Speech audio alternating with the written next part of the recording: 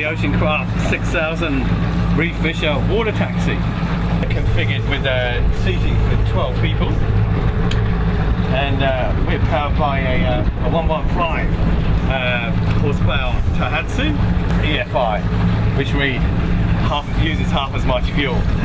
At the controls here, we've got the autopilot hold fast power steering, so that you can take your hand off the wheel and it'll continue in the same direction. You've got the throttle and gear here, which is forward and back and neutral, and you can rev it up when you're in neutral using that button. And of course you've got dynamic power trim and tilt on this one, which will actually trim your boat as you're going along optimally, which will makes the boat get up and boogie. Fly, a little bird, fly with your wings, fly high.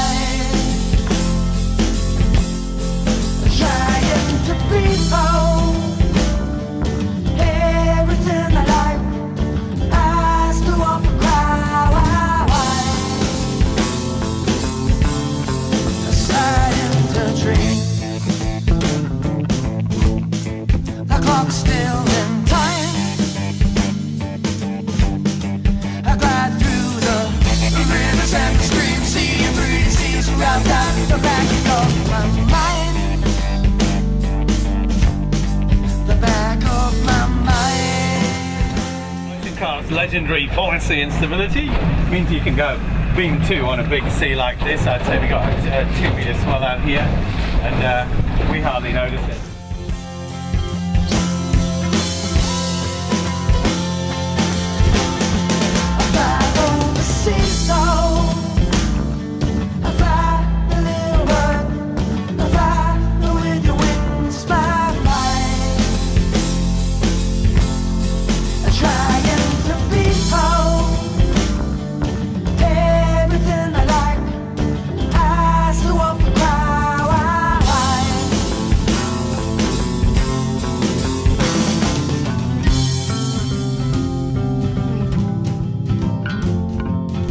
It's Mike Jessup from OceanCraft, demonstrating the OceanCraft Reef Fisher 6000.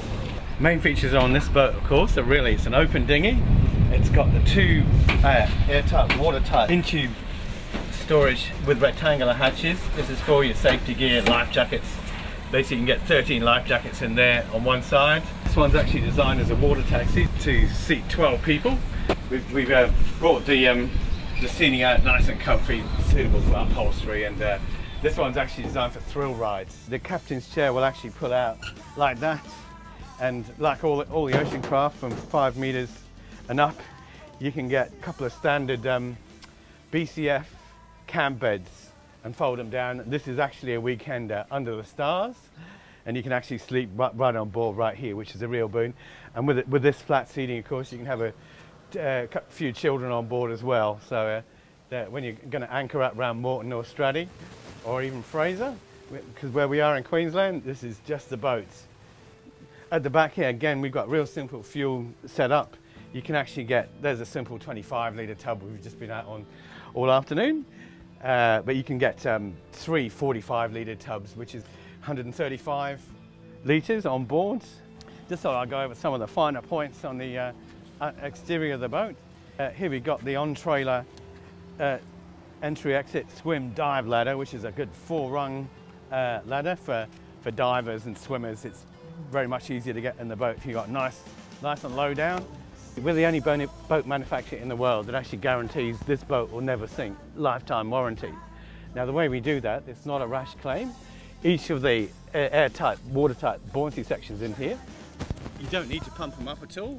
To check for airtightness and buoyancy, you just need to listen for a little inrush or outrush of air. There's 7 airtight, watertight buoyancy sections on this boat, any 2 of which will support the whole boat, pretty much. There's 3 unique properties to this hull, quite apart from being pneumatic, i.e. it'll absorb shock, noise and vibration, just like a tyre, except of course you don't need to pump it up. We're actually looking at the deepest V production boat in the world here. I've yet to be corrected on that. This is the OceanCraft 6000 Ultra Deep V. Now what this means is that basically it's a trimaran at rest, It's an outrigger when turning, and it's as I say, it's the deepest V monohull in the world. Now, how we do that is when the boat's actually moving forward, it'll begin recycling the energy from its own wake. So it's a bit like a cartoon, really.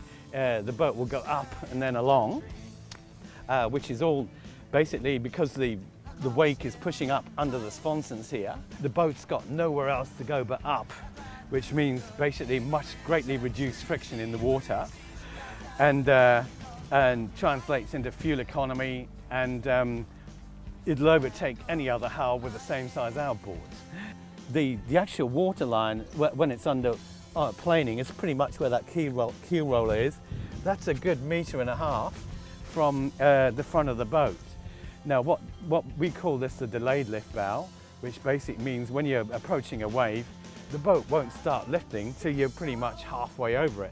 And of course, what this means is a lot safer when you're going through bars and tackling swell. It means when all the other boats are anchoring up around the island, ocean-cast spear fishermen and divers, and of course reef fishers, can be heading home if there's a swell blowing up, because pretty much these boats will handle any sea. Now, another feature of the ocean craft is they are extremely strong and lightweight. Now, that's to say that this hull weighs approximately 550 kilos. With an engine, it's 750 kilos. We could actually tow this boat without using brakes legally. Now, what that means is your eyes do not deceive you. This is an ordinary little saloon car that we're towing it with. No, you don't need a big four-wheel drive. It translates into fuel economy, not just on the water, but off the water as well. Basically, this is a super light rig to tow behind any vehicle.